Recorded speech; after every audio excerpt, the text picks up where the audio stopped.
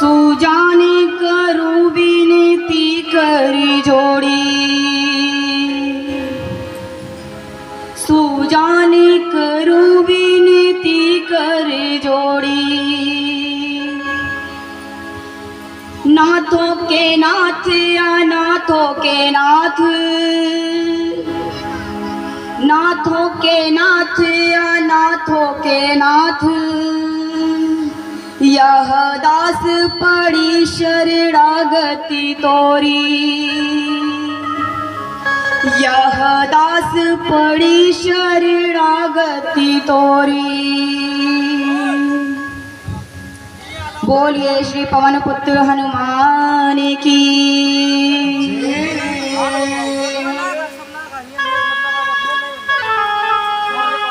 कर्पूरे गौरम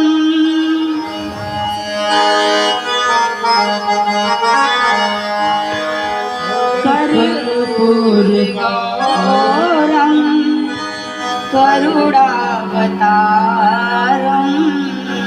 संसारी सारम भुजगेन्द्रहारम। कर्पूरे गौरम करुणावतारम संसार सारम भुजगेन्द्रहारम। सदा वसन्त्यं हृदयारविन्दे, सन्तं हृदयारविन्दे।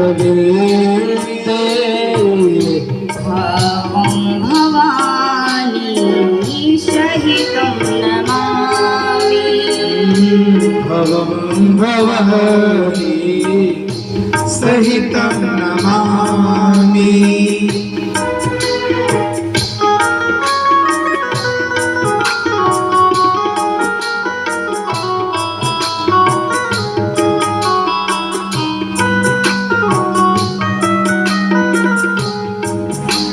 मनोजवं मारुतुल्यवेगं, मनोजवं मारुतुल्यवेगं।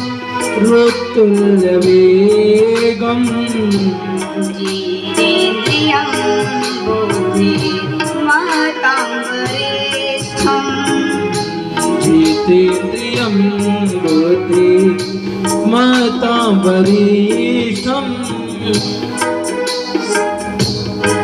वातात्मजं वानरयोग्यमोख्यं, वातात्मजं वा नरयोग्यमोख्यं। श्रीरामदूतं शरणं प्रपद्ये, श्रीरामदूतं शरणं प्रपद्ये। सीताराम राम राम सीताराम राम राम, सीताराम राम राम सीताराम राम राम। सीताराम राम राम सीताराम राम राम, सीताराम राम राम सीताराम राम राम।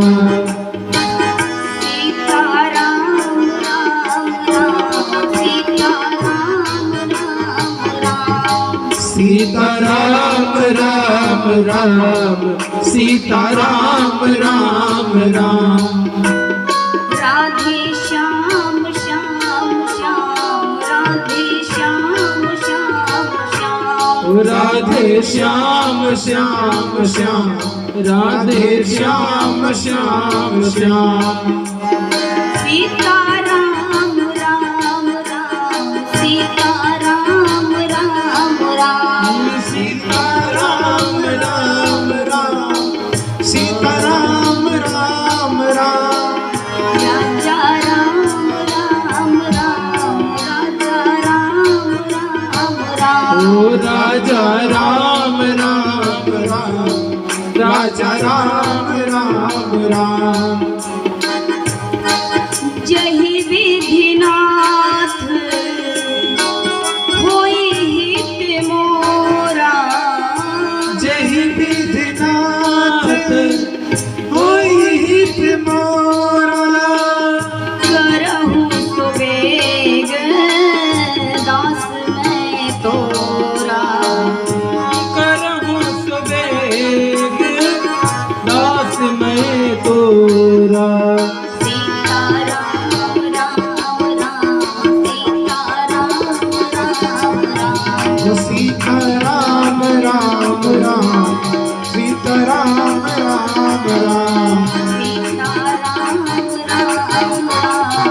सीताराम राम राम सीताराम राम राम सीताराम राम राम सीताराम राम राम सीताराम राम राम सीताराम राम राम सीताराम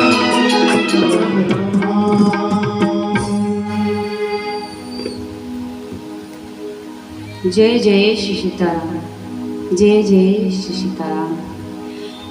माता रामो मत पिता रामचंद्र, स्वामी रामो मत सखा रामचंद्र,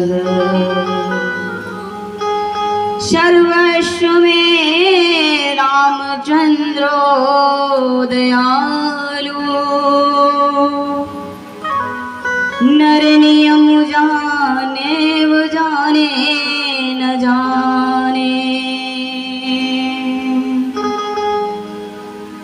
बंदौ श्री तुलसी के चरण, जिनकी नो जग का कली समुद्र बूढ़त लख्यो, प्रगट्यो सप्त जहाज,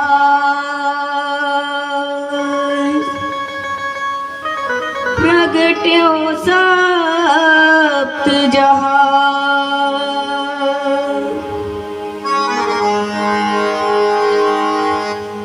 सिया राम में सब जग जानी, करहु प्रणाम जोरी जुग पानी, करहु प्रणाम जोरी जुग पानी। बोलिए श्याम रामचंद्र की जय, श्री बालकृष्ण भगवान की जय, उमापति महादेव की जय, पवन सुत हनुमान की जय, बोलिए दुर्गा मैया की जय, श्री गोस्वामी तुलसीदास महाराज की जय, श्री रामचरितमानस की जय, परम पूज्य गुरुदेव भगवान की जय, सभी देवी देवताओं की जय, सभी गुरुओं की जय, अपने सनातन धर्म की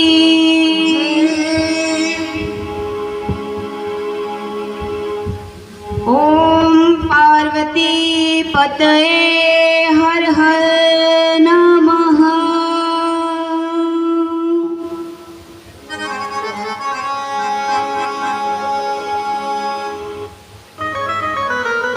अनंतानंत कोटि ब्रह्मांड नायक अकारण करुणावर डाले भगवान रघुनाथ जी के चरणों में इस दास अनुश्री का बारंबार प्रणाम है। श्री भूतनाथ भगवान विश्वनाथ माँ भवानी के एवं श्री पवन सुत हनुमान जी के चरणों में इस दास का कोटि कोटि वंदन है। कली पावना अवतार श्री गोस्वामी जी के चरणों में कोटि कोटि वंदन है।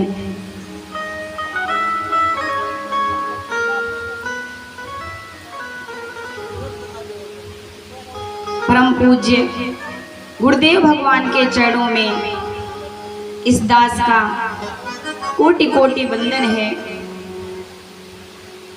माँ भवानी के चरणों में इस दास का बारंबार प्रणाम है। बोलिए श्री अयोध्या धाम की जय। श्री वृंदावन धाम की जय। जय जय श्री राधे।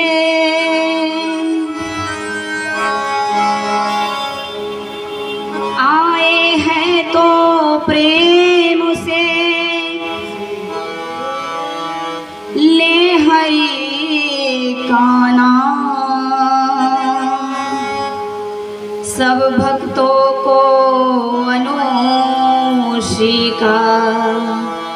जय जय सीताराम, जय जय सीताराम।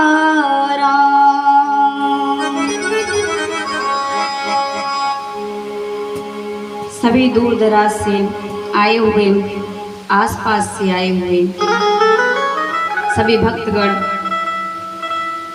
रसिकगण एवं इस धरा पर ज्ञान रूपी गंगा में सहयोग प्रदान कर रहे सभी यजमान, सभी भक्तगण और सती अनुसुईया गार्गी की परंपराओं पर अनुप्राणित हमारी माताएं बहनें, देश के कराधार नौनिहाल प्यारे प्यारे छोटे छोटे बच्चे एवं सनातन धर्म के मंच पर कार्य कर रहे सरस्वती पुत्र भाई, मैं सभी का इस व्यासपीठ के माध्यम से स्वागत करती हूँ और अभिनंदन करती हूँ। जय जय श्री सीताराम, जय जय श्री सीताराम। जैसा कि आज कथा का पंचम दिवस है, जिस ज्ञान रूपी गंगा में आप सभी डुबकी लगा रहे हैं, कल प्रभु का प्राकट्य रूप था, सभी ने बड़ा ही आनंद मनाया। बहुत ही आनंद के साथ प्रभु का प्राकट्य हुआ और हमारे प्रभु श्री राम जी इस मुसाफिर खाना के धरती पर पुनः पधारे और माँ दुर्गा भवानी की कृपा रही तो यह हमेशा प्रभु प्रकट होते रहेंगे। तो पंचम दिवस की कथा में हम प्रवेश करने से पूर्व संकीर्तन का आश्रय लेंगे और सभी भक्त अपने दुखों को प्रभु के चरणों में समर्पित करते हुए बड़े ही भाव से मन को एकांत करते हुए इस संकीर्तन में प्रवेश करेंगे। तत्पश्चात सभी ज्ञान रूपी गंगा में प्रवेश करेंगे। जय श्री सीताराम, जय जय श्री सीताराम।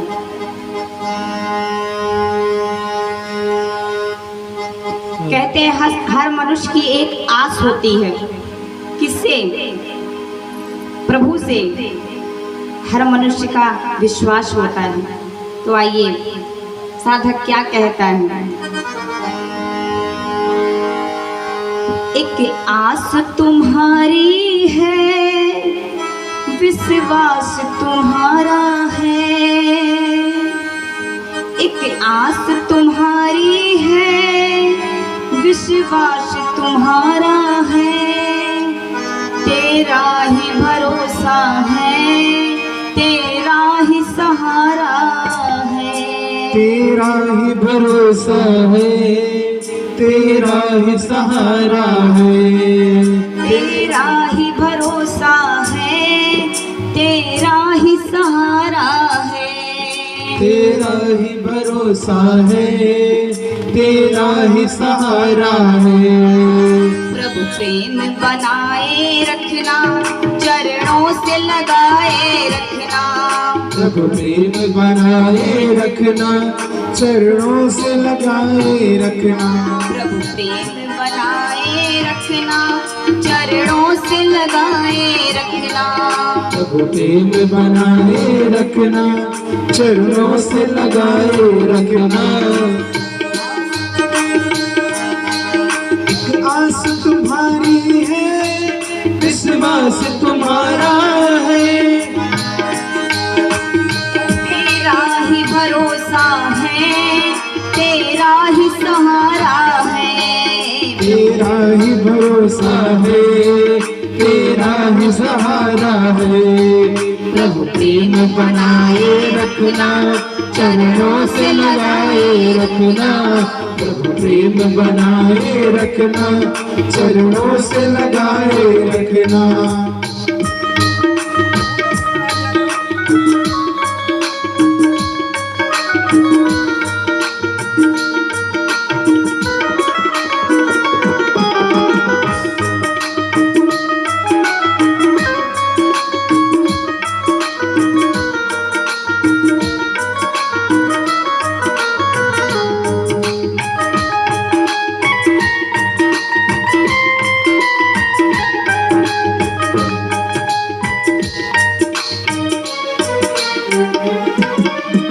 निर्बल के बल हो, हारे के साथी।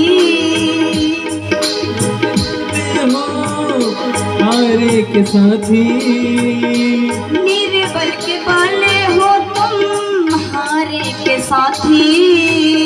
निर्बल के बल हो तुम, हारे के साथी। हर दीपक में तेरी ही बाती, हर दीपक में तेरी ही बाती। हर दीपक में तेरी ही बाती। तेरा उजियारा है, रोशन जग सारा है। तेरा उजियारा है, रोशन जग सारा है। तेरा उजियारा है, रोशन जग सारा है।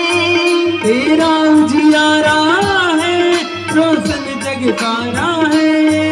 तुझसे ही चमक रहा ये चांद सितारा है। तुझसे ही चमक रहा ये चांद सितारा है। प्रभु प्रेम बनाए रखना, चरणों से लगाए रखना। प्रभु प्रेम बनाए रखना, चरणों से लगाए रखना। प्रभु प्रेम बनाए रखना, चरणों से लगाए रखना। हो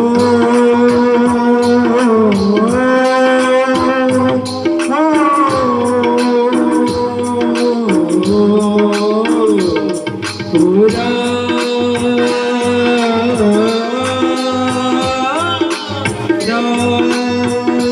मेरे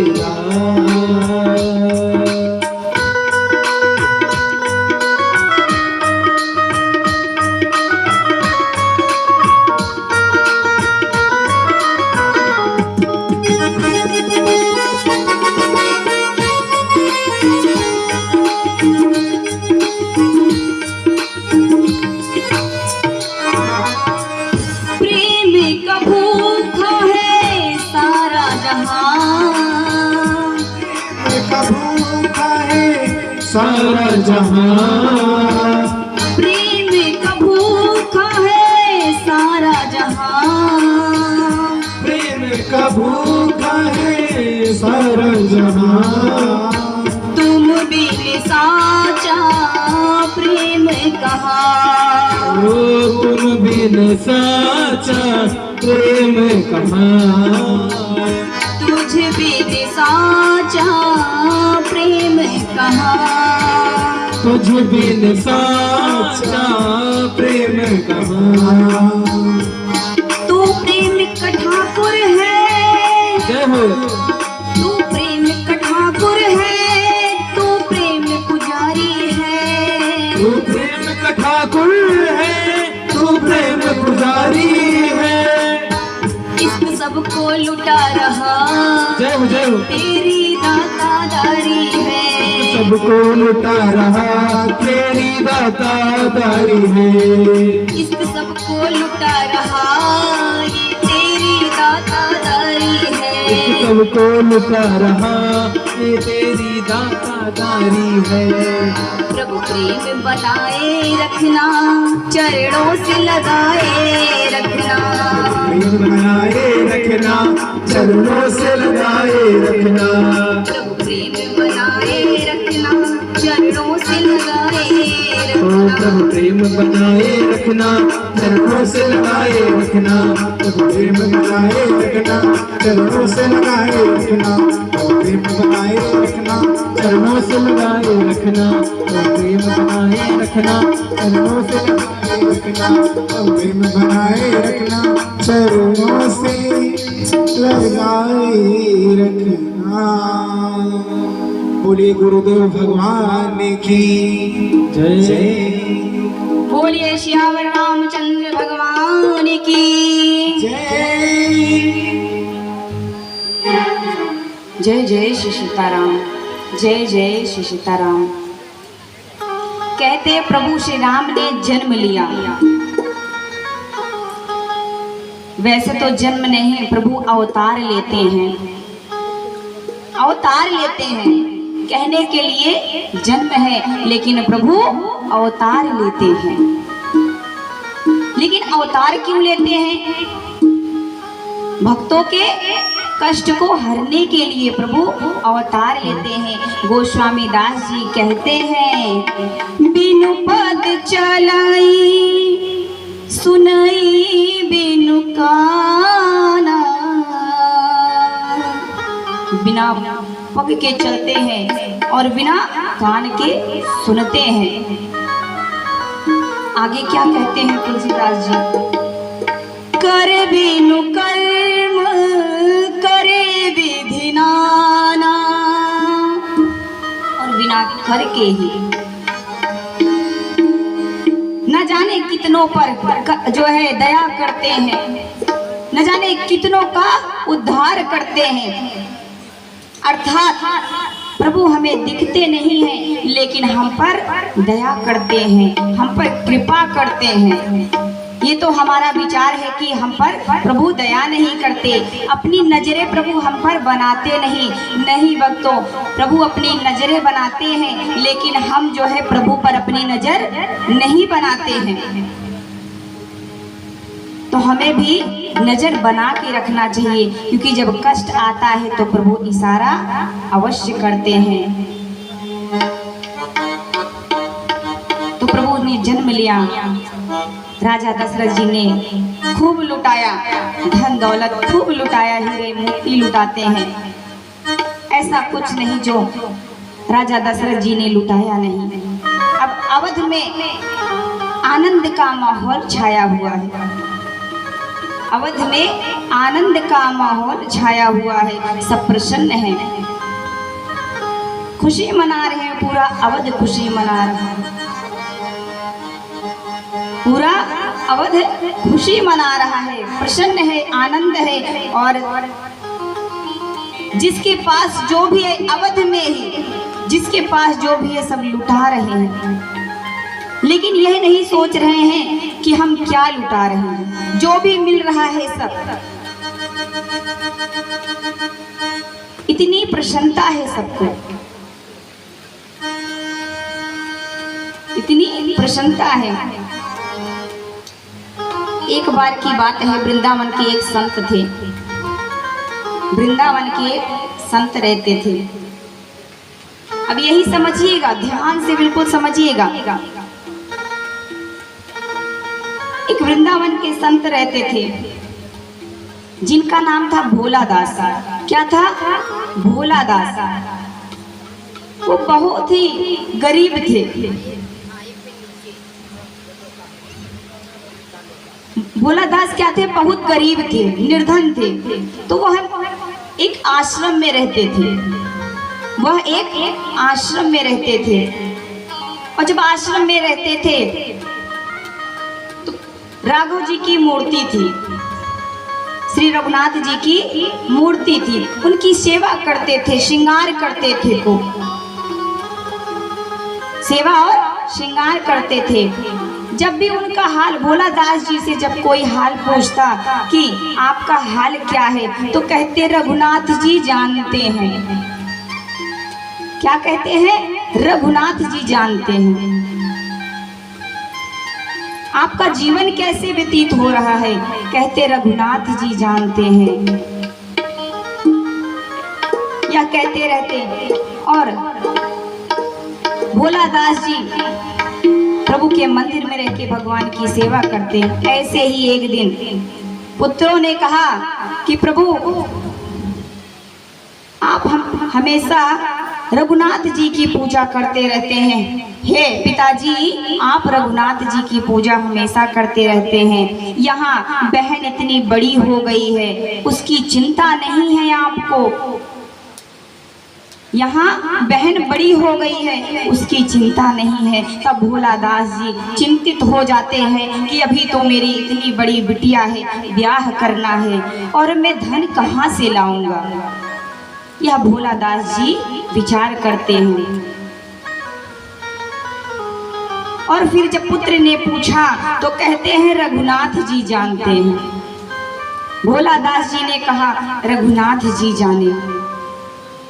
तब पुत्र ने कहा पिताजी 800 रुपए कम पड़ रहे हैं, अगर आप कहीं से व्यवस्था कर सके तो कर दीजिए। तब 800 रुपए माने रखते थे, आज तो समझिए 1000 रुपए कुछ नहीं है, तब 800 रुपए बहुत माने रखते थे। आज नहीं, 60-70 साल की बात है। तो ये हुआ कि 800 रुपए कम पड़ रहे हैं, अगर व्यवस्था पिताजी हो जाए तो बहन का जो है विवाह संपन्न हो जाए। अब पिताजी उस गांव के सबसे बड़े सेठ के पास गए, कहे सेठ जी जय श्री सीताराम। तो सेठ जी ने कहा आइए बताइए, सुनाइए कैसे आना हुआ। अब उन्होंने अपनी परेशानी रखी कि मुझे 800 रुपए की आवश्यकता है, बेटी का विवाह करना है, अगर आपसे मिल जाए तो कुछ दिन बाद में आपका चुकता कर दूंगा। रघुनाथ जी जब कृपा करेंगे तो मैं आपका 800 रुपए चुकता कर दूंगा। तो सेठ जी तो थे ही। अब उन्होंने पर्ची बनाई, 800 रुपए भोला दास जी को दिए और पर्ची बनाई कि आपका इतना बकाया है। अब भोला दास जी पैसे लेके वहां से चले आते हैं और पर्ची रघुनाथ जी के चरणों में रख देते हैं। कहते हैं हे रघुनाथ जी, अब आप ही कृपा करिए। कुछ दिन व्यतीत होता है, बिटिया का विवाह हो जाता है, तो पुत्र 800 रुपए धन इकट्ठा करके कहते हैं पिताजी सूत सहित ले जाके सेठ जी को वापस कर दीजिए। अब भोला दास जी प्रसन्नता से 800 रुपए लेकर सेठ जी के पास गए। किसके पास गए? सेठ जी के पास गए पर्ची लेके, और सेठ जी को सूद सहित वापस करते हैं। जो वापस करते हैं तो सेठ जी पर्ची काटते हैं जिसमें बकाया शुल्क रहता है, जिसमें बकाया शुल्क रहता है। और जब बकाया शुल्क काटा कि आपका ये पैसा चुकता हो गया है, उस पर लिख दिया कि पैसा आपने चुकता कर दिया। फिर कहा कि एक बार इसको आप पढ़ लीजिए, भोला दास जी इसको आप एक बार पढ़ लीजिए। अब लेकिन भोला दास जी तो पढ़े लिखे थे नहीं, तो कहे कि रघुनाथ जी ही जानते हैं। क्या कहे? रघुनाथ जी जाने, हम पढ़े लिखे नहीं हैं। सेठ जी को जब पता चला कि सेठ ये भोला दास जी अनपढ़ हैं, पढ़े लिखे नहीं हैं, तो क्यों ना इसका फायदा उठाया जाए, क्यों ना इसका फायदा उठाया जाए। अब सेठ जी के मन में लालच उत्पन्न हो गया। 800 के लिए लालच उत्पन्न हो गया और उन्होंने वो पर्ची उठा के रख ली, जो पर्ची जिसमें उन्होंने लिखा कि आपने 800 रुपए चुकता कर दिया, और एक नई पर्ची बनाई कि अभी 800 रुपए आपके बकाया हैं। और भोलादास जी को थमा देते हैं कि लेके जाइए। अब पढ़े लिखे तो थे नहीं, अब उनको क्या मालूम कि क्या लिखा है, लेके गए। अब तो वह संतुष्ट थे कि मैंने पैसे चुकता कर दिए। घर पे गए, कुछ दिन व्यतीत हुआ तो सेठ जी ने केस कर दिया। सेठ जी ने केस कर दिया कि भोलादास जी ने अभी मेरा पैसा नहीं लौटाया।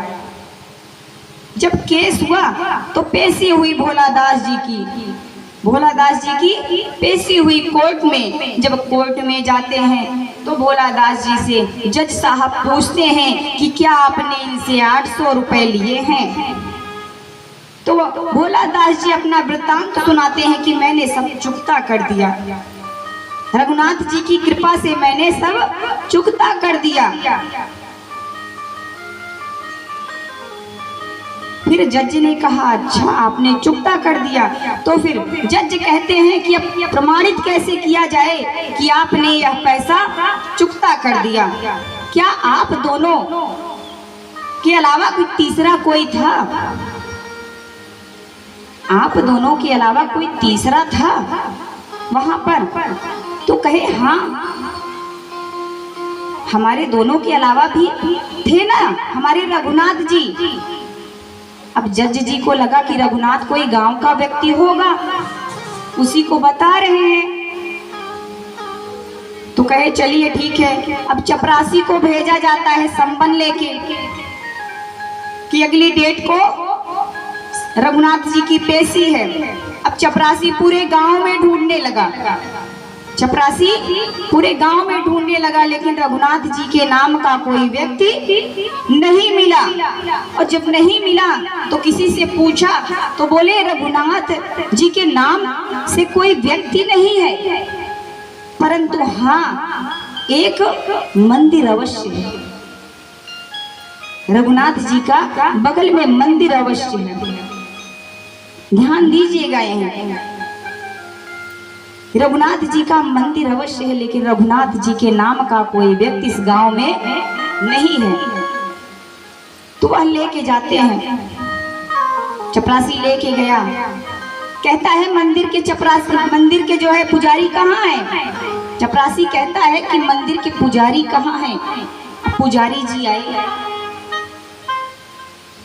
जब पुजारी जी आए तो चपरासी कहता है कि रघुनाथ जी के नाम का संबन आया है, ये रघुनाथ जी यहाँ के पुजारी हैं क्या? तो पुजारी जी कहते हैं नहीं, यही है रघुनाथ जी, यही है रघुनाथ जी। तो वह चपरासी वहां संबन देके चला जाता है। जब कोई नहीं मिलता तो वहीं पुजारी जी को संबंध देके चला जाता है। और जब चले जाते हैं तो पुजारी जी कहते हैं कि प्रभु आपकी लीला अद्भुत है, आपकी लीला अद्भुत है। जहाँ आपको फूल मिष्ठान, अच्छे अच्छे फूल चढ़ाए जाते हैं, अच्छे अच्छे मिष्ठान चढ़ाए जाते हैं, अच्छे अच्छे वस्त्र चढ़ाए जाते हैं, आज वहीं आपके लिए संबन आया हुआ है। हे प्रभु आपकी लीला अपरंपार है। और भक्त भोला दास बहुत भोला है, प्रभु आप उस पे अपनी कृपा बनाइएगा। देखिए आज भगवान के लिए संबन गया है। क्यों गया है? इसलिए गया है कि आज प्रभु साक्षात कोर्ट में जाएंगे, प्रभु साक्षात कोर्ट में जाएंगे। इसी प्रकार अगली डेट आई, पेशी की अगली डेट आई। भोलादास जी की पेशी हुई और जब गए तो जज जी पूछते हैं कि भोलादास जी रघुनाथ जी आए हैं, आपके रघुनाथ जी कहाँ हैं? तो भोलादास जी ने बड़ा ही सुंदर उत्तर दिया कि हमारे रघुनाथ जी तो सर्वत्र हैं, हमारे रघुनाथ जी तो सर्वत्र हैं, यही कहीं होंगे। यहीं कहीं होंगे। अब भी जज जी ने सोचा हो सकता है आसपास हो, तो चपरासी से कहा कि रघुनाथ जी को बुलाया जाए। चपरासी ने बुलाया कि रघुनाथ जी जहां भी हो कोर्ट में पधारे। एक बार बुलाया गया, 2 बार बुलाया गया, और जब तीसरी बार बुलाया गया कि रघुनाथ जी जहां हो पधारे, तभी वहां सुंदर सी आवाज में हो रहा है, आ रहा हूं, आ रहा हूं, आ रहा हूं, रुक जाओ मैं आ रहा हूं। और उधर से एक लाठी लिए हुए, फटे कपड़े पहने हुए हमारे रघुनाथ जी आज कोर्ट में आ रहे हैं। हमारे रघुनाथ जी आज कोर्ट में आ रहे हैं एक भक्त की लाज बचाने के लिए। अब वो आए और उनकी पेशी हुई। जब जाकर खड़े हुए तो जज जी पूछते हैं कि क्या जब भोला दास पैसे दे रहे थे तब आप वहां खड़े थे? तो रघुनाथ जी ने कहा, हाँ मैं वहां खड़ा था, मैं वहां खड़ा था। फिर कहे कि आप वहां थे, कैसे प्रमाणित किया जाए कि आप वहां थे? अब कैसे प्रमाणित किया जाए कि आप वहां थे? तो रघुनाथ जी ने कहा कि जाइए और सेठ को पकड़िए, बंदी बनाइए और उनके अलमारी में 32 नंबर की डायरी में, उनके अलमारी के 32 नंबर की डायरी में वह पर्ची रखी हुई है, उस पर्ची को उठा के लाइए। अब भगवान जो जगत पिता हैं, जो दुनिया को जानने वाले हैं, उन्हें क्या नहीं पता। उन्होंने बताया कि 32 नंबर की डायरी के अंदर जो पर्ची रखी हुई है वही पर्ची पुरानी पर्ची है जो इस सेठ ने बेईमानी की। अब प्रभु खड़े हैं कोर्ट में, प्रभु कोर्ट में खड़े हैं और सब चपरासी गए, उनको पकड़ के लाए, बंदी बना के लेके आए। और सच में जब अलमारी पर गए, डायरी को खोला तो सच में उसमें पुरानी पर्ची मिली जिसमें 800 का चुकता पैसा लिखा गया था कि आपने 800 चुकता कर दिए। वह रसीद उसमें प्राप्त मिली। तो देखिए महाराज, जब पर्ची लाया गया कोर्ट में, जब पर्ची कोर्ट में लाया गया तो जज जी को थोड़ा सा संशय हुआ कि रघुनाथ जी ने ऐसे कैसे बता दिया कि 32 नंबर की डायरी पर वह पर्ची रखी हुई है। अब उन्हें तो बंदी बना लिया गया, लेकिन यहाँ जज जी माया में पड़ गए, जज जी माया में पड़ गए। उनको ये था कि कैसे यहाँ खड़े खड़े इन्होंने सब बता दिया। और जब वहां खड़े खड़े सब प्रभु ने बता दिया तो संशय हुआ, तो भोला दास जी को अकेले में बुलाया जज जी ने, उनको जज जी ने अकेले में बुलाया। और जब अकेले में बुलाते हैं तो पूछते हैं कि आपके रघुनाथ जी कहाँ रहते हैं, आपके रघुनाथ जी कहाँ रहते हैं? तो भोला दास जी कहते हैं मेरे रघुनाथ जी सब जगह रहते हैं। क्या मंदिर उन्होंने बनवाया? मंदिर उन्होंने नहीं बनवाया, लेकिन साक्षात वह मंदिर में ही वास करते हैं। तो इधर क्या कहता है जज? फिर सोचता है, जब उसको पता चला कि मंदिर में साक्षात रघुनाथ जी रहते हैं, तो क्या कहता है एक जज? सोई आज बिनती अदालत में, सोई आज बिनती अदालत में, केवट के गवाह कहते रहे। प्रभु को कहता है कि आज अदालत में केवट के गवाह कहाते रहे,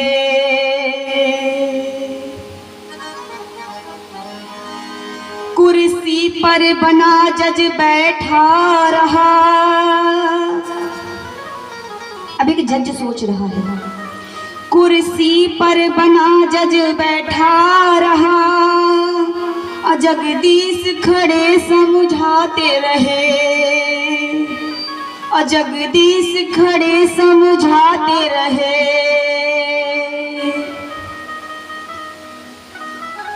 अब जब उसको पता चला कि ये तो साक्षात भगवान थे जो कोर्ट में गवाही देने आए थे, अब उसका हृदय तो एकदम विह्वल हो गया कि मेरे सामने मेरे रघुनाथ जी थे और मैंने दर्शन नहीं किया। मेरे रघुनाथ जी मेरे सामने थे, मेरे समक्ष थे, मैंने दर्शन नहीं किया। इच्छा तो सभी की होती है कि काश मुझे साक्षात भगवान के दर्शन हो जाएं। अभी यहाँ भगवान आ जाएं और आप शायद ना देख पाओ तो पछताओगे नहीं? पछताएंगे ना कि यहाँ आए और हम देख नहीं पाए होंगे, पश्चाताप तो होगा ना। उसी प्रकार जज को हो रहा है, उसी प्रकार जज को हो रहा है। क्या कह रहा है? कुर्सी पर बना जज बैठा रहा, पछता रहा है अब कि मैं साक्षात भगवान के सामने कुर्सी पर बैठा रहा और मेरे रघुनाथ जी कटघरे में आज खड़े थे। मेरे रघुनाथ जी कटघरे में आज खड़े थे, जगदीश खड़े समझाते रहे, लेकिन मुझे समझ में नहीं आया कि ये तो मेरे रघुनाथ जी हैं। यह सोच के पश्चाताप करता है और वह जज की कुर्सी त्याग देता है। वह जज की कुर्सी त्याग देता है कि जा कुर्सी,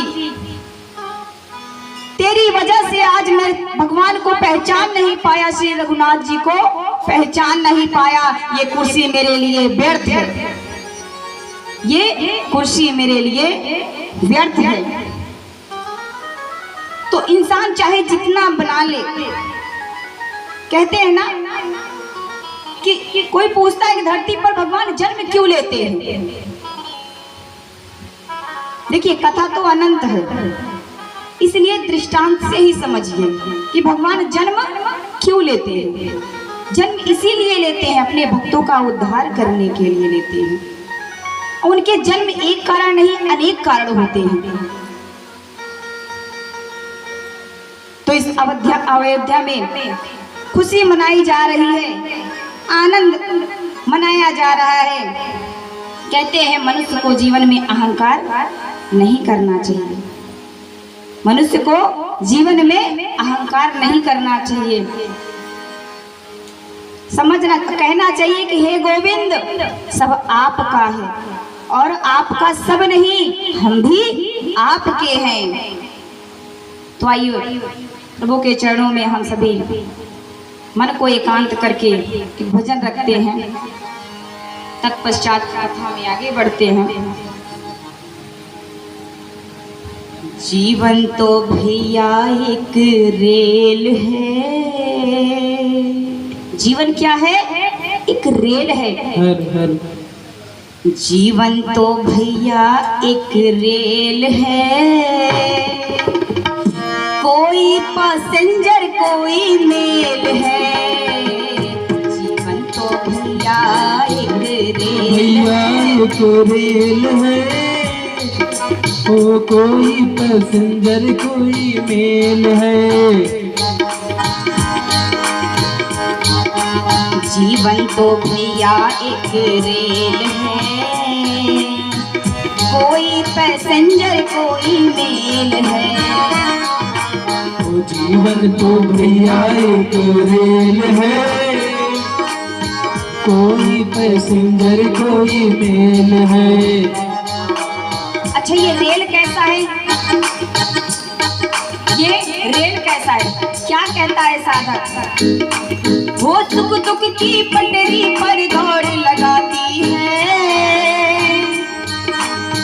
सुख दुख दौड़ लगाती है, मंजिल तक हमको ये पहुंचाती है, मंजिल तक हमको ये पहुंचाती है। अच्छा, मंजिल क्या है? मकान बना लेना मंजिल नहीं है, विवाह कर लेना मंजिल नहीं है। मनुष्य के जीवन में मकान बना लेना मंजिल नहीं है, विवाह कर लेना मंजिल नहीं है। तो मंजिल क्या है? सांसों की जब तक इसमें तेल है, क्योंकि जब तक इसमें खेल है, सांसों की जब तक इसमें तेल है, कोई पैसेंजर कोई मेल है। तो भैया एक रेल है, कोई पैसेंजर कोई मेल है।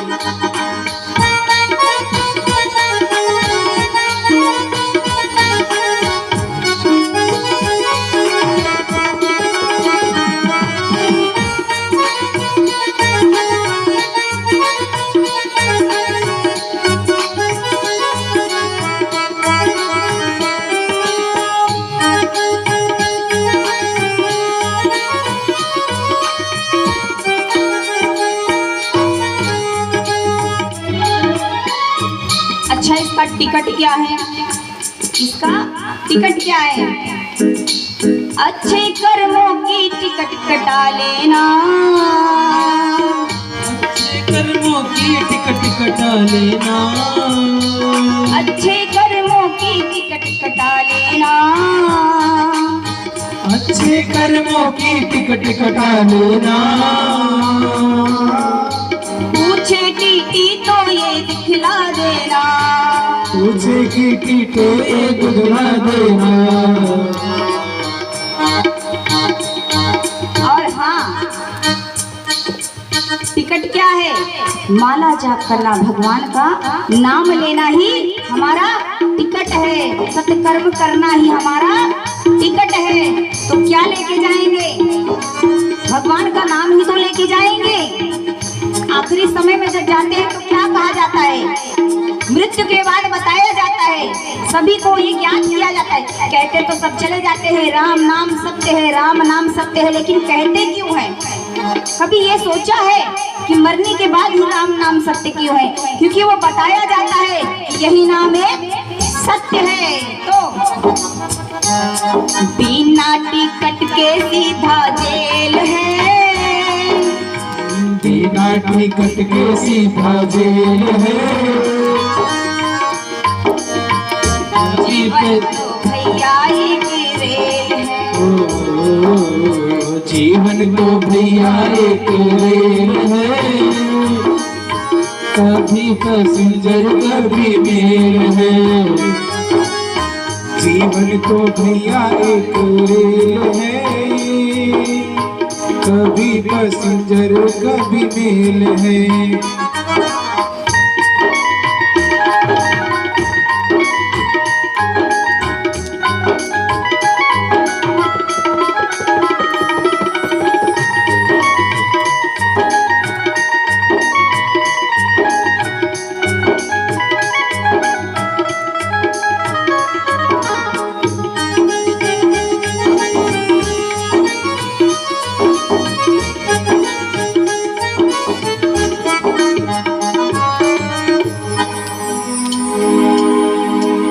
जय श्री सीताराम, जय जय श्री सीताराम। कहते हैं राम जी ने, प्रभु श्री राम जी ने नौमी तिथि को ही क्यों जन्म लिया? आठवीं तिथि भी थी, सप्तमी तिथि भी थी, लेकिन उन्होंने नौमी तिथि ही क्यों चुना? नौ से बड़ी कोई गिनती है? 9 से बड़ी कोई गिनती है? 9 के बाद तो सब ज्वाइंट ही लगाना पड़ता है, लगाना रहता है कि नहीं? 9 के बाद लगाना ही पड़ता है ना। फिर वही 0 आ गया, वही 1 आ गया, 10 बन गया, फिर वही 1 हो गया, 1 हो गया, 11 बन गया। लेकिन सबसे बड़ी गिनती क्या है? 9। इसलिए प्रभु ने नौमी तिथि को जन्म लिया, क्योंकि हमारे रघुनाथ जी से बड़ा कोई नहीं है। नौ का पहाड़ा पढ़िए। किसको किसको पहाड़ा आता है? मुसाफिर खाना में पहाड़ा किसी को आता है? पढ़िए थोड़ा सा तो। किसकी गणित तेज है? हाँ, 9 1 9। अब थोड़ा सा गणित पढ़ लिया जाए, थोड़ा सा गणित पढ़ लिया जाए। 9 1 9, 9 दूनी 18, 8 1 9, यही समझिएगा। 9 त्रिक कितना हो गया?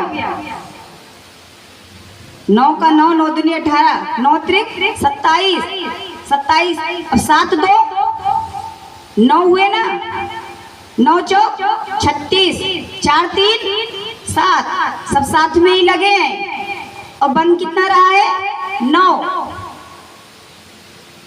इसीलिए कहते हैं कि 9 से बड़ी कोई गिनती नहीं है। इसीलिए प्रभु ने 9वीं तिथि चुना। अपने आने का सही समय 9वीं तिथि प्रभु ने इसीलिए चुना। अब 9वीं तिथि मधुमास पुनीता।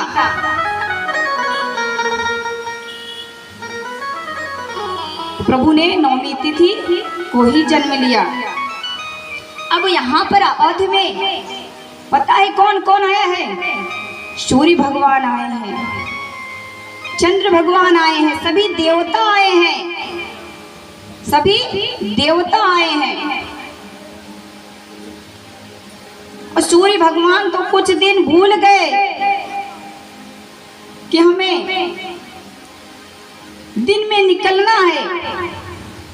इतने मगन हो गए अवध में कि उनको पता ही नहीं चला कि कब रात्रि हुई और कब सुबह हुआ। और इधर प्रभु भोलेनाथ बाबा माँ भवानी से कहते हैं कि भवानी एक बात बताऊं, भवानी एक बात बताऊं कि प्रभु की गूढ़ी लीलाओं को देखने मैं भी गया था। मैंने एक चोरी की। पहले तो वो कहते हैं कि माँ भवानी से कहते हैं कि पार्वती एक बात बताऊं, मैंने तुमसे एक चोरी की। तो कहते हैं कौन सी चोरी? अब चोरी और करने लगे आप। भोलेनाथ जी से कहती हैं आप चोरी और करने लगे आप। तो कहे नहीं, हम जब प्रभु धरती पर आए अवतार लिए तो उनकी गूढ़ी लीलाओं को देखने मैं भी गया था। तो पार्वती मैया कहती अकेले ही गए थे? कहे नहीं, कहे मेरे रहते हुए किसके साथ चले गए आप? माँ भवानी कहती हैं कि मेरे रहते हुए आप किसके साथ चले गए? तो प्रभु भोलेनाथ बाबा जी कहते हैं कि मैं नहीं, काकभूषणी जी मुझे लेके गए थे। क्या कहते हैं? काकभूषणी जी हमको लेके गए थे। ये नहीं कहते कि मैं भी गया था, काकभूषणी जी मुझे लेके गए थे। अगर कहते कि मैं भी गया था तो मैया कहती कि मुझे साथ क्यों नहीं ले गए, मुझे साथ क्यों नहीं ले गए। अब यहाँ पे भोलेनाथ बाबा देखिए कैसे कहते हैं कि काकभूषणी जी मुझे लेके गए थे। अभी कोई आपसे कहे, अभी आप जाएंगे तो आपसे सामने वाला कह देगा कि मुझे भी लेते चलो। लेकिन आप जब कह देंगे कि मुझे उनके साथ जाना है तो यह विचार करना पड़ेगा, पता नहीं जगह वगह है कि नहीं, ये तो खुद ही साथ जा रहे हैं। तो मुझे कौन ले गया था? काकभूषणी जी ले गए थे। मैं काकभूषणी जी के साथ गया था प्रभु की गूढ़ी लीलाओं को देखने, प्रभु की गूढ़ी लीलाओं को देखने। और इधर प्रभु की बाल लीला चल रही है, प्रभु की बाल लीलाएं चल रही है। धीरे धीरे प्रभु बड़े होते हैं, धीरे धीरे प्रभु बड़े होते हैं, बकैयाँ चलने लगते हैं, प्रभु बकैयाँ चलने लगते हैं, लीलाएं करते हैं। और इधर भोलेनाथ बाबा काकभूषणी पहुंच गए हैं, द्वार पर एक चौतरा है वहां बैठ गए हैं। प्रभु भोलेनाथ जी इधर प्रभु श्री राम जी बाल लीला कर रहे हैं, क्रीड़ा कर रहे हैं, मैया श्रृंगार कर रही हैं। माँ कौशल्या प्रभु का श्रृंगार कर रही हैं, सुंदर लाड प्यार करती हैं। और इधर प्रभु भोलेनाथ बाबा काकभूषुंडी जी प्रभु से मिलने के लिए क्या रास करते हैं, एक चौतरा रहता है उसी पर बैठ जाते हैं और दिमाग लगाते हैं कि अब मिला कैसे जाए, दिमाग लगाते हैं मिला कैसे जाए। तब उन्होंने दिमाग लगाया कि ऐसा किया जाए कि सभी की रेखाएं देख के विचारा जाए, तो हो सकता है कुछ काम बन जाए। अब भोलेनाथ बाबा जी सबके हाथ की रेखा देख के उनका भविष्य बताने लगे। और जब भविष्य बताने लगे तो 2-4 औरतें थी, जाके माँ कौशल्या से बताती हैं कि एक बाबा आए हैं, बड़ा अच्छा भविष्य विचारते हैं, बड़ा अच्छा भविष्य विचारते हैं। प्लान तो बनाया था काकभूषुंडी जी ने, यह प्लान काकभूषुंडी जी ने बनाया था। अब मैया कौशल्या ने कहा कि अच्छा बाबा आए हैं, एक काम करो दासियों को भेजती है, जाओ बुला लाओ, जाओ महल में बुला लाओ। फिर दासियां गईं। जब दासियां गईं तो बाबा को बुलाई। अब काकभूषुंडी भी साथ चलने लगे। अब उनको क्या पता था, जब द्वार पे गए तो उनको रोक दिया गया। किसको? काकभूषुंडी जी को वही द्वार पर ही रोक लिया गया और भोलेनाथ बाबा जी को अंदर जाने दिया गया। अब भोलेनाथ बाबा अपने साक्षात रूप में नहीं गए हैं, मनुष्य का रूप बनाए हुए हैं। साक्षात रूप में नहीं गए हैं, मनुष्य का रूप बनाए हैं। अब जब मैया कौशल्या सुनी तो दासियों को भेजती है। द्वारपाल रोक लेते हैं कि एक लोग को जाना है। अब भोलेनाथ बाबा जी तो अंदर चले गए। अब बेचारे काकभूषुंडी जी लगे परेशान होने। काकभूषुंडी जी 27 कल्प अवतार भगवान की लीलाओं के दर्शन किए हुए हैं। 27 कल्प अवतार, जितने भी अवतार होते थे प्रभु के बाली लीलाओं के, काकभूषुंडी जी दर्शन करते थे। और महाराज कहते हैं कि जिससे चित्त और चरित्र मिले उसी के साथ भक्ति करनी चाहिए। ओ प्रभु भोलेनाथ बाबा और काकभूषुंडी जी के इष्ट देवता कौन है? प्रभु श्री राम जी हैं। प्रभु श्री राम जी हैं। तो भोले बाबा जी तो चले गए अंदर। अब काकभूषुंडी जी कहते हैं कि सारा प्लान हमने बनाया, अब आप तो पूरा गेम खेल गए। तो भोलेनाथ बाबा कहते हैं रुको रुको, परेशान ना हो, अंदर तो जाने दो, अंदर तो जाने दो। भोलेनाथ बाबा अंदर गए। भोलेनाथ बाबा अंदर जाते हैं और कौशल्या मैया लाके प्रभु श्री राम जी को उनकी गोद में दे देती है कि बाबा जी मेरे इस बच्चे का भविष्य बताइए, हाथ देख के भविष्य बताइए। भोलेनाथ बाबा जी कहते हैं कि मैं भविष्य बहुत अच्छा बताता हूँ, लेकिन हाँ मेरा जो चेला बाहर है, मेरा जो चेला है बाहर, वो मैं हाथ देखता हूँ लेकिन वो पैर बहुत अच्छा देखता है। जब अंदर जाते हैं तो कहते हैं मैं तो हाथ देखता हूँ लेकिन मेरा चेला जो बाहर छोटा है वो पैर बहुत अच्छा देखता है। भोले बाबा जी पहुंच गए हैं प्रभु से मिलन करने। भोले बाबा जी तो दर्शन करिए कि कैसे मिलन करते हैं प्रभु भोले बाबा जी। आ जाओ भोले बाबा, आ जाओ भोले बाबा, मेरे मकान में तेरा डम डम डमरू बाजे रे मेरे मकान में। आ जाओ भोले बाबा, आ जाओ भोले बाबा, मेरे मकान में तेरा डम डम डमरू बाजे है सारे संसार में। ओ आ जाओ भोले बाबा मेरे मकान में, तेरा डम डम डमरू बाजे सारे संसार में।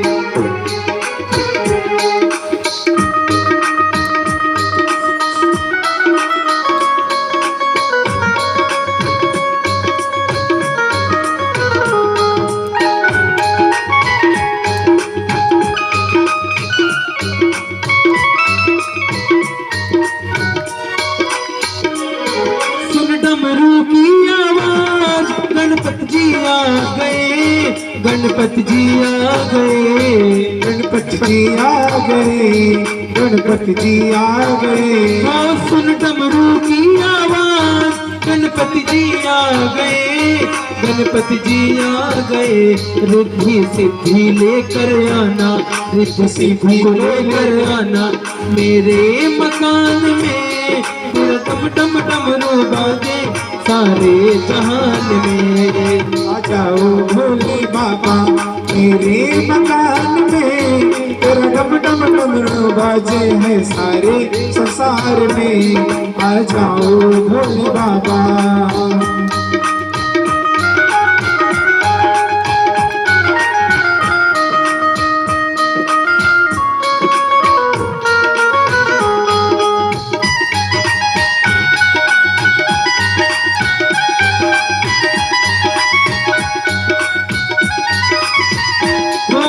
डमरू की आवाज कान्हा जी आ गए, कान्हा जी आ गए, कान्हा जी आ गए, कान्हा जी आ गए। सुन डमरू की आवाज कान्हा जी आ गए, कान्हा जी आ गए। राधा माँ को लेके आना, राधा माँ को लेकर आना मेरे मकान में, तेरा डमरू डमरू बाजे सारे जहान में। आ जाओ भोले बाबा मेरे मकान में, तेरा डम डम डमरू बाजे है सारे संसार में।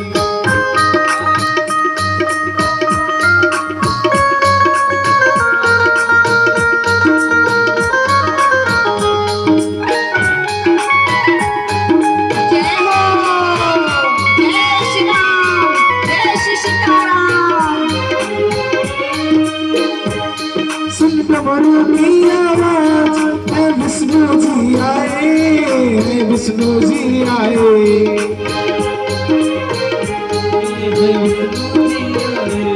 सुन डमरू की आवाज है विष्णु जी आए, विष्णु जी आए।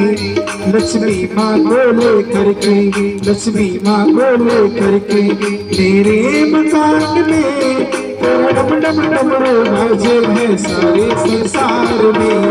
आ जाओ भोले बाबा मेरे मकान में, तेरा डम डम डमरू बाजे सारे जहान में। सुन डमरू की आवाज श्री राम आ गए, श्री राम आ गए, श्री राम आ गए, श्री राम आ गए। ओ सुन डमरू की आवाज श्री राम आ गए, श्री राम आ गए। सीता माँ को लेकर आना, सीता मैया जी को लेकर मेरे मकान में, तेरा डम डम डमरू बाजे है सारे संसार में। आ जाओ भोले बाबा मेरे मकान में, तेरा डम डम डमरू बाजे है सारे संसार में। आ जाओ भोले बाबा, आ जाओ भोले बाबा, आ जाओ भोले बाबा मेरे मकान में, तेरा डम डम डमरू बाजे है सारे संसार में, सारे संसार में, सारे संसार में, सारे संसार में। बोले शंकर भगवान की जय जय श्री सीताराम, जय जय श्री।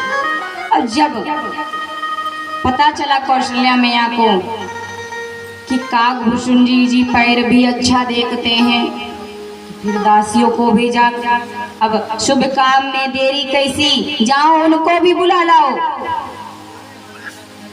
जाओ उनको भी बुला लाओ। यहाँ प्रभु भोलेनाथ बाबा जी प्रभु श्री राम के दोनों हाथों को अपने सर पर रखे हैं। तो कागभुसुंडी जी कहते हैं हम कम नहीं है चेले यही। क्या कहते हैं? हम कम नहीं है चेले यही। अगर आप गुरु हैं तो हम चेला हैं, कुछ नहीं गए। प्रभु श्री राम जी के दोनों पैरों को उठा के अपने सर पे रख लिए। कहे आप हाथ रखे हैं तो चिंता ना कीजिए, हम पैरवे सर पे रख लेते हैं। यह दृश्य देख के भोलेनाथ बाबा प्रसन्न हो जाते हैं कि भक्ति हो तो ऐसी हो। आजकल तो महाराज सब देख के भक्ति करते हैं, सब देख के भक्ति करते हैं, लेकिन भक्ति करने के लिए देखने की आवश्यकता नहीं है, सच्चे हृदय की आवश्यकता है। कहते हैं जैसे पुस्तकालय में पुस्तक मिलता है तो प्यारे भक्तों ये धरती ही दुखालय है। क्या है? दुखालय। तो हमें रोने की आवश्यकता नहीं है कि हमें ये दुख है, हमें ये दुख है। हर मनुष्य जैसा कर्म करता है वैसा ही फल पाता है,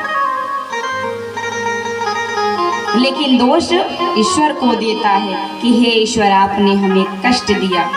कर्म करता है तो ये नहीं सोचता कि हाँ हम कर्म कैसा कर रहे हैं और हमें कर्म कैसा करना चाहिए। शायद यही अगर व्यक्ति सोच ले, धरती का मनुष्य अगर यही सोच ले तो दुख कभी आए ही ना, जीवन में दुख कभी आए ही ना। अब इधर जब थोड़ा सा प्रभु बड़े होते हैं तो राजा दशरथ जी गुरु वशिष्ठ जी को बुलाते हैं, गुरु वशिष्ठ जी को बुलाते हैं नामकरण करने के लिए। जब चारों भैया थोड़ा सा बड़े होते हैं तो गुरु वशिष्ठ जी को बुलाया जाता है नाम संस्करण करने के लिए, नामकरण करने के लिए, जब इनका नाम रख दिया जाए। गुरु वशिष्ठ जी आते हैं और प्रभु को जब देखते हैं, उनके दृश्य को जब देखते हैं तो कहते हैं इनके तो अनंत नाम है। वशिष्ठ जी कहते हैं, भगवान वशिष्ठ जी कहते हैं इनके तो आपके जो ज्येष्ठ पुत्र हैं इनके तो अनंत नाम है, एक नहीं अनंत नाम है। तो कहते हैं कि मेरे बुद्धि के अनुसार इनका नाम राम रखा जाए। ये जगत को चलाने वाले हैं, ब्रह्म निराकार हैं। मेरी बुद्धि यही कहती है इनका नाम राम रखा जाए, मेरी बुद्धि कहती है इनका नाम राम रखा जाए। और गुरु वशिष्ठ जी ज्येष्ठ पुत्र का नाम राम रखते हैं, ज्येष्ठ पुत्र का नाम राम रखते हैं। कहते हैं ये तो जगत को चलाने वाले हैं, ये तो जगत को चलाने वाले हैं, जगत पिता हैं। और क्या कहते हैं? धरा वो धन्य हो जाती है जहाँ सुख धाम आते हैं। धरा वो धन्य हो जाती है जहाँ सुख धाम आते हैं। सभी पापों का जब चल के मुक्ति धाम आते हैं। सभी पापों का जब चल के मुक्ति धाम आते हैं। बड़े जब पाप धरती पर दिशाएं करती हैं क्रंदन। बढ़े जब पाप धरती पर दिशाएं करती हैं क्रंदन। अवध में श्री राम आए हैं, अवध में श्री राम आए हैं। अच्छी बात है। कितने दिनों तक हमारे प्रभु श्री राम जी टाट में रहे। सोचिए, भक्त कहता हमको बड़ा दुख है, बड़ा दुख है। इस चीज का कभी किसी को दुख हुआ? नहीं हुआ होगा। हमारे प्रभु श्री राम जी कितने दिनों से टाट में ही थे और बड़ भागी है हम, बड़ भागी है, थोड़ा बहुत नहीं, बड़े भाग्यवान हैं कि इस तन में और इन आंखों से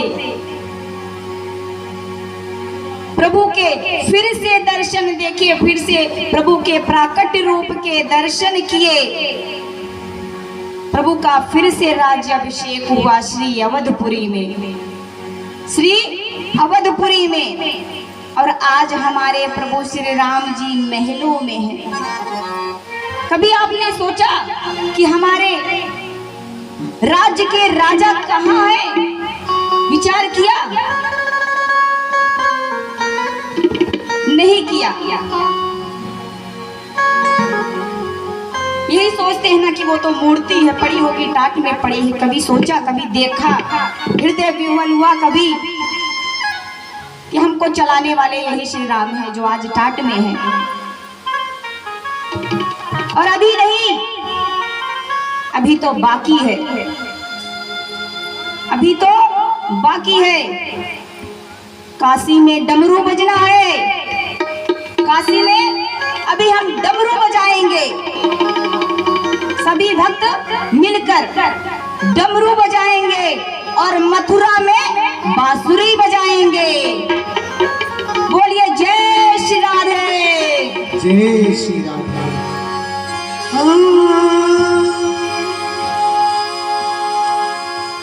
अवध में राम आए हैं, अवध में राम आए हैं, अवध में राम आए हैं। एक बात और कहती हूँ, एक बार कोरोना आया था और चला गया। ऐसा ना हो कि कोरोना फिर से आ जाए, इसलिए तालियां अवश्य बजाया कीजिए, क्योंकि कोरोना कैसे भागता है? कर की तालियों से ही भागता है। विकार दूर होते हैं, ये ऐसे ही नहीं है। तो तालियां अवश्य बजाया कीजिए और ये जो मुख है इसको भजन में लगाया कीजिए। जय श्री राधे। सजा दो घर को गुलशन सा, सजा दो घर को गुलशन सा, अवध में राम आए हैं। सजा दो घर को गुलशन सा, अवध में राम आए हैं। अवध में राम आए हैं, अवध में राम आए हैं। अवध में राम आए हैं, अवध में राम आए हैं, अवध में राम आए हैं। लगे कुटिया सिंदूर सी, लगे कुटिया दुल्हन सी, अवध में राम आए हैं। गुलशन सा, अवध में राम आए हैं।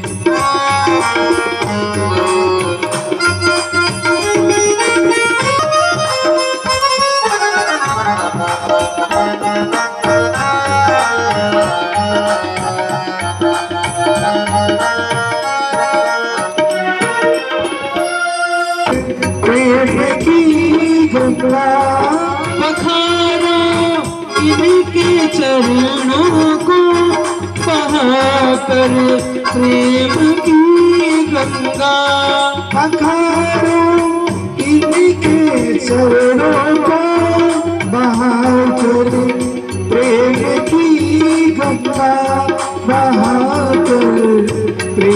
की गंगा बिछा दो अपनी पलकों को, बिछा दो अपनी पलकों को, अवध में राम आए हैं। बिछा दो अपनी पलकों को, अवध में राम आए हैं। सजा दो भल संसार मेरे श्री राम आए हैं।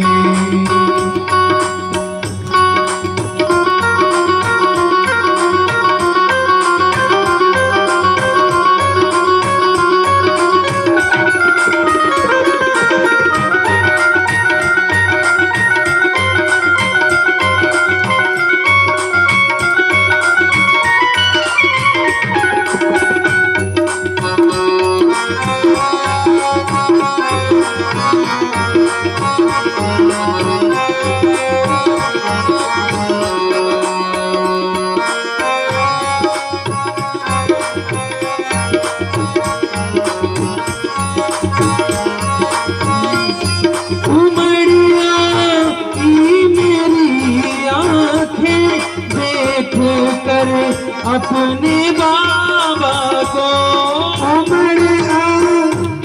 मेरी आँखें देख कर अपने बाबा को, मेरी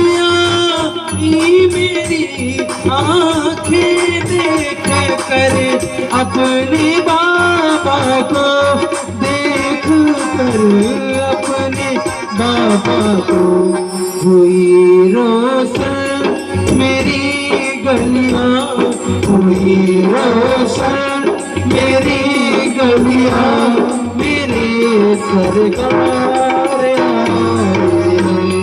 हुई रोशन मेरी गलियां, मेरे प्रभु राम आए। सजा दो घर तो गुलशन का, मेरे प्रभु राम आए। सजा दो घर तो गुलशन सा, मेरे प्रभु राम आए। मेरे सरकार आए, मेरे सरकार आए। अवध में राम आए हैं। अवध में राम आए हैं। गुरु रामचंद्र महाराज की जय। जय जय श्री सीताराम। अब भगवान गुरु वशिष्ठ जी नामकरण के लिए पहुँचे हैं। कहते हैं कि आपका जो ज्येष्ठ पुत्र है वह सभी के मन को विश्राम देने वाला है। विश्राम कैसा? मन ये चंचल है, मन ये चंचल है, जहाँ लगाओ लग जाता है। इसलिए कहते हैं ये विश्राम देने वाले हैं, सभी भक्तों को विश्राम देने वाले हैं। और क्या कहते हैं कि जो आनंद सिंधु सुख राशि, क्या कहते हैं? जो आनंद सिंधु सुख राशि, सी करते त्रिलोक सुपासी, सी करते त्रिलोक सुपासी। सो सुख धाम राम असे नामा, सो सुख धाम राम असे नामा। अखिल लोकदायक विश्रामा, अखिल लोकदायक विश्रामा।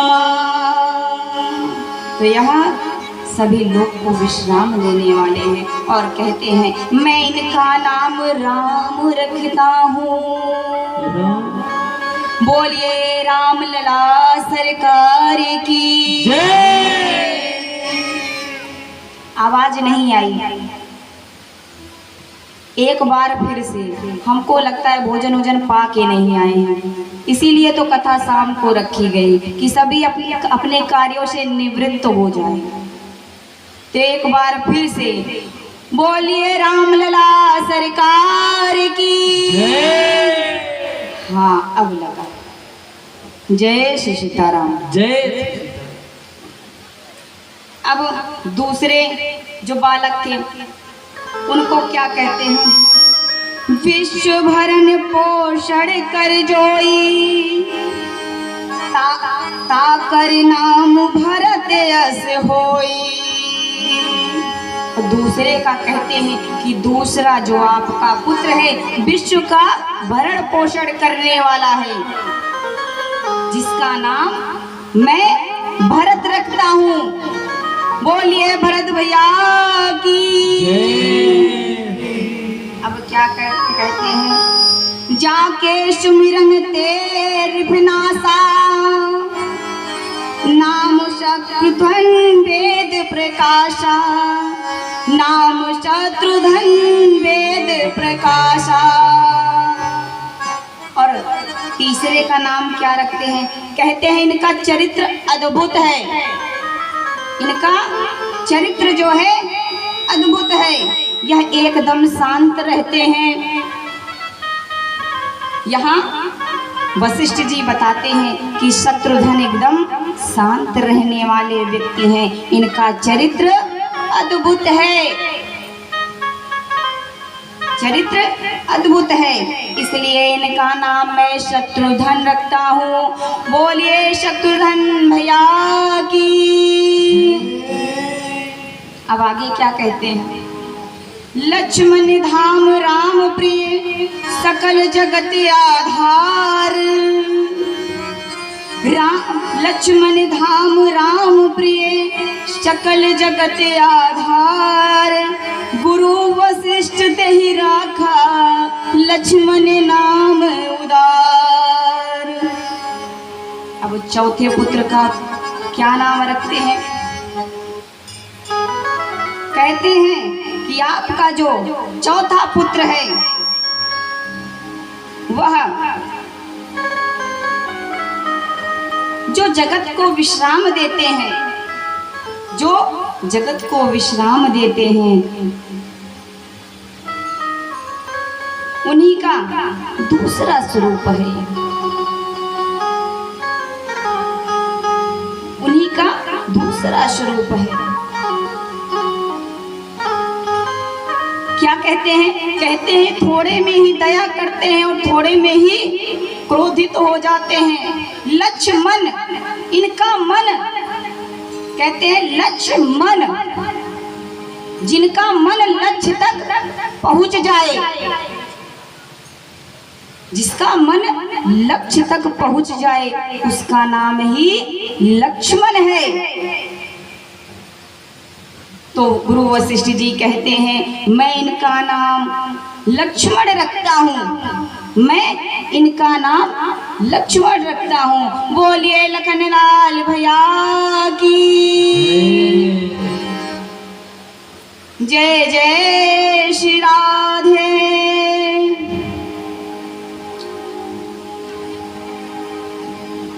जय जय श्री राधे। कहते हैं, अभी मैं एक दृष्टांत कहना चाहूंगी कि क्योंकि कथा तो अनंत है, कथा को जितने अंदर तक ले जाइए, जितने कथा में प्रवेश करिए बढ़ती जाती है, क्योंकि प्रभु ने एक लीलाओं में अनेक लीलाएं की हैं, एक लीलाओं में अनेक लीलाएं की हैं और समय बहुत कम रहता है। कहते हैं मनुष्य को बुद्धि विवेक से कार्य करना चाहिए, बुद्धि और विवेक से कार्य करना चाहिए। बुद्धि के देवता गणेश जी हैं, बुद्धि के देवता गणेश जी हैं। और माँ सरस्वती जी क्या करती हैं? हमें बोलने की कला देती है। बुद्धि तो हमें प्रभु गणपति जी से मिल जाती है, लेकिन बोलने की कला हमें माता सरस्वती जी से प्राप्त होती है। इसीलिए जो कहते हैं कि आप रोते रहते हो, होने के बावजूद भी कुछ व्यक्ति ऐसे हैं, हमारे तो ही नहीं ना, हमारे तो ऊ नहीं ना, जो ने क्यों मांग न ले। इसलिए कहते हैं, लेकिन ध्यान दीजिएगा इस 24 घंटे में एक क्षण ऐसा आता है कि माँ सरस्वती जी आकर वास करती हैं। इस बात का हमेशा ध्यान रखिएगा।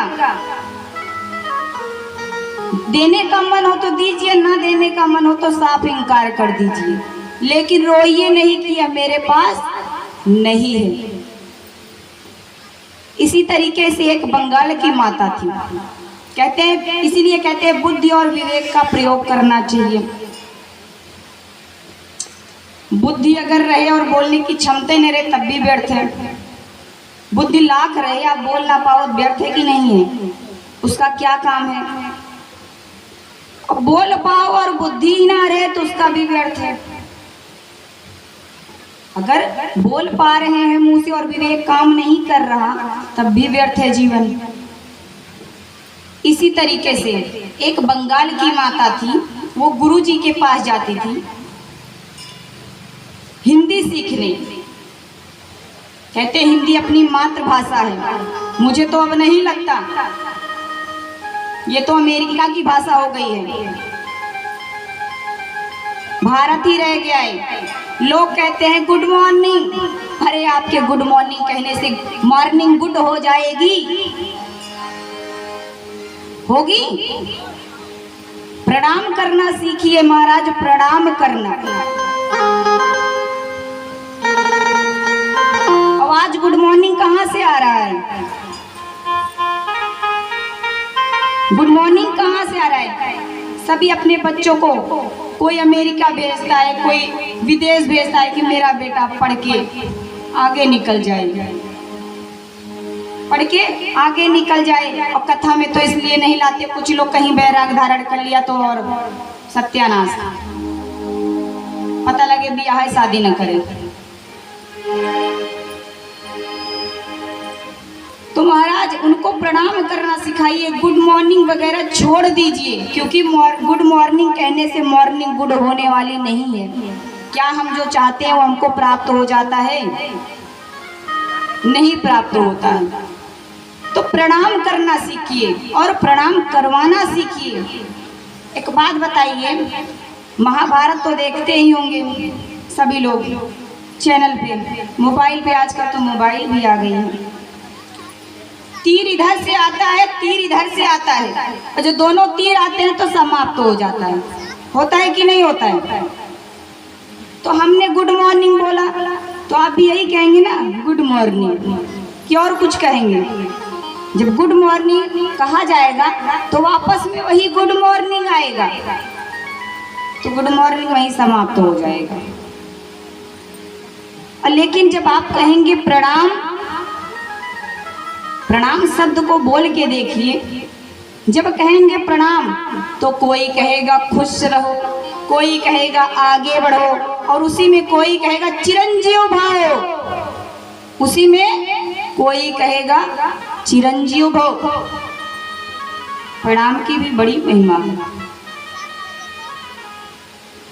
लेकिन आजकल के माता पिता को कौन समझाए, बच्चों को कौन समझाए? आजकल तो वो नौबत आ गई है, बड़े बड़े को तो छोड़ दीजिए, छोटों का मूड ऑफ होने लगा है। बड़े बड़े की तो छोड़ दीजिए, आजकल के छोटे बच्चे कहते हैं कि बात ना करो, मेरा मूड ऑफ है। सोचो, इनका मूड अभी से ऑफ है और बाद में पता नहीं कितना ऑफ हो जाएगा। तो प्रणाम करेंगे तो आशीर्वाद प्राप्त होगा। आगे बढ़ो, कहते हैं बड़ों का आशीर्वाद ईश्वर के आशीर्वाद के स्वरूप होता है। और क्या पता कि वो आपको आशीर्वाद दे रहे हो और आपकी 2 दिन बाद मृत्यु होने वाली हो, और क्या पता वो व्यक्ति आपको चिरंजीव भव बोल दे तो। और क्या पता उस समय माँ सरस्वती जी उसकी मुख पर विराजमान हो। सोचिए, विचार करिए कि किसी को पता है कि आज मेरी मृत्यु होने वाली है? नहीं पता है, लेकिन प्रणाम करने की इतनी महिमा है महाराज कि आप प्रणाम करिए। क्या पता उनके मुख पर माँ सरस्वती विराजमान हो और आपको कह दे जा बेटा चिरंजीव भव। तो किसी का आशीर्वाद तो मिथ्या नहीं जाएगा। अगर माँ सरस्वती जी उसकी आवाज पर, उसके मुख पर विराजमान हो जाएंगी तो यह आशीर्वाद मिथ्या होने वाला नहीं है। कोई नहीं कर सकता इसको मिथ्या। तो महाराज प्रणाम की महिमा है। तो बंगाली मैया रोज आश्रम में जाती और कहती कि बाबा जी हमको हिंदी सिखा दीजिए, हमको बड़ा शौक है हिंदी सीखने का, हिंदी सीखने का बड़ा शौक है। तो बाबा जी भी कहते चलियो बेटा बैठो हिंदी बताता हूँ। तब ऐसे ही महाराज जी के पास कुछ लोग आए थे, बात चल रही थी आपस में। तो ऐसे ही बात हुई, महाराज जी कोई बात आई और कहते हैं शर्म, कहते हैं शर्म। जब सभी लोग चले गए तो बंगाली मैया ने कहा कि महाराज जी ये शर्म क्या है, महाराज जी ये शर्म क्या है। तो महाराज जी ने कहा सपोज दैट ले लो कि आपके घर में कोई आया हुआ है, आपके घर में कोई आया है, आप भोजन परोस रही हैं। तो भोजन परोसेंगी तो क्या कहेंगे? तो कहना चाहिए कि खाइए खाइए शर्माइए नहीं, खाइए खाइए शर्माइए नहीं। अब वो बता रहे कि ऐसे शर्म ऐसी जगह प्रयोग होता है। तो कहते बेटा कोई आ जाए घर में, आप भोजन परोसी हो तो उसमें कह देना कि खाइए खाइए शर्माइए नहीं। अब माँ बंगाली मैया इतना हिंदी सीखने में इतना मतलब आनंदित रहती थी, उनका मन इतना लगता था कि जो महाराज जी बताते उसको आके प्रैक्टिकली करती थी घर पे। अब आई घर पे तो 2-3 रिश्तेदारों को बुलाया, जैसा महाराज जी बताते थे वैसे कुछ लोग होते हैं ऐसे, बुलाया उनको।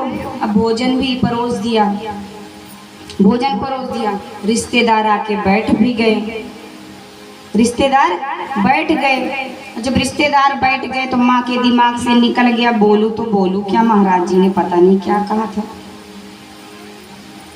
महाराज जी ने क्या कहा था। अब याद कर रही हैं बैठ के, भोजन के सामने वो लोग बैठे हैं। बहुत याद की तो क्या याद हुआ, आधा अधूरा। माँ जब याद की तो क्या याद हुआ, आधा अधूरा। ध्यान दीजिएगा। तो जब आधा अधूरा याद हुआ तो कह रही हैं अरे खाओ खाओ शर्म वरम तो है नहीं,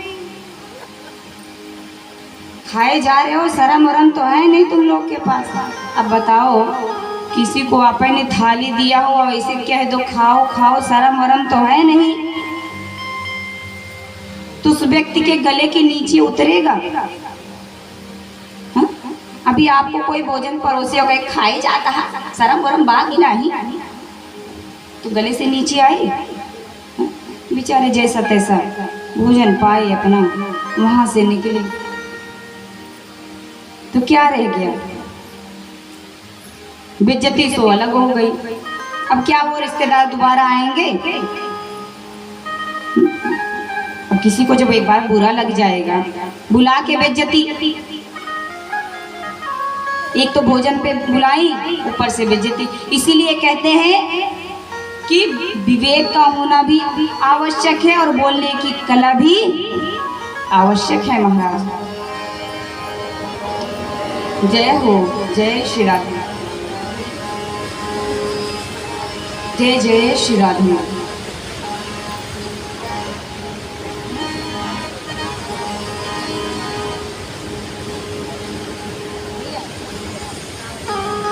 अब यहाँ प्रभु की बाल लीलाएं चल रही हैं और प्रभु जिद कर रहे हैं किससे? माँ कौशल्या से।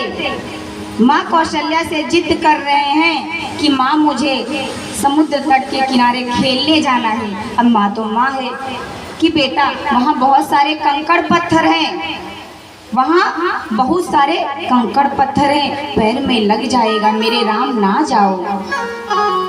अब जाने की जिद कर रहे हैं कि ना माँ आज मुझे अपने सखा के साथ और भाइयों के साथ समुद्र के किनारे खेलने जाना है, ना माँ मुझे जाने दो। अब राम जी जब बहुत ज्यादा जिद करते हैं तो माँ कहती है जाओ राम। अब राम जी खेलने जा रहे हैं अपने दोस्तों के साथ, कहाँ? समुद्र तट के किनारे राघो ललन तेरे कोमल चरण कहीं कंकड़िया गड़ी नहीं जा। राघो ललन तेरे कोमल चरण कहीं कंकड़िया गड़ी नहीं जा।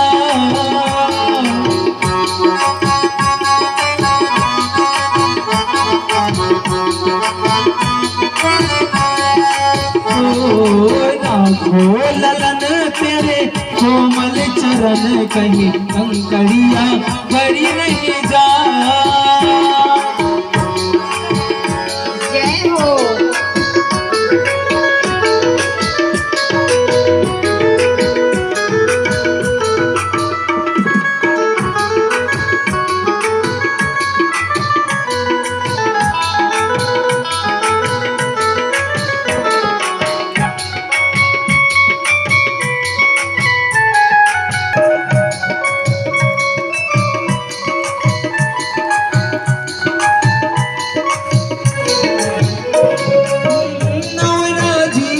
चरण अनुनारे नाना जीवन चरण अनुनारे ओ खेलन बिनु पानियदि पधारे तन बिनु पानियदि पधारे नीरज ओ नीरज नयन मोद मंगल अयन लाल तेरी पत्नी बला नयन मोद मंगल अयन लाल तेरी पर लेती बला। राघो तेरे कोमल चरण कहीं कंकड़ी बड़ी नहीं जा।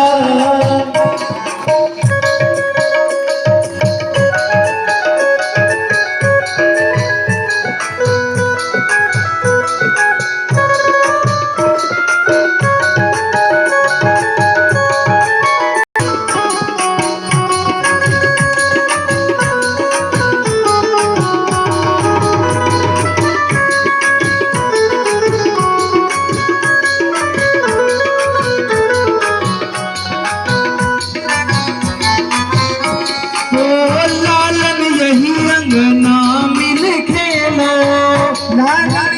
अंगना में खेलो लालन यही अंगना में खेलो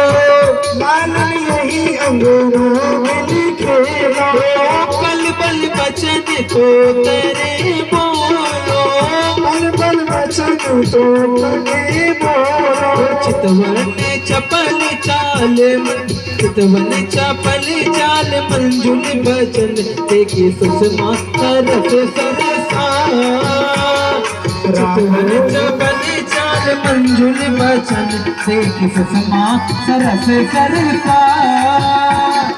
राघो ललन तेरे कोमल चरण कहीं कंकड़िया गड़े नहीं जा।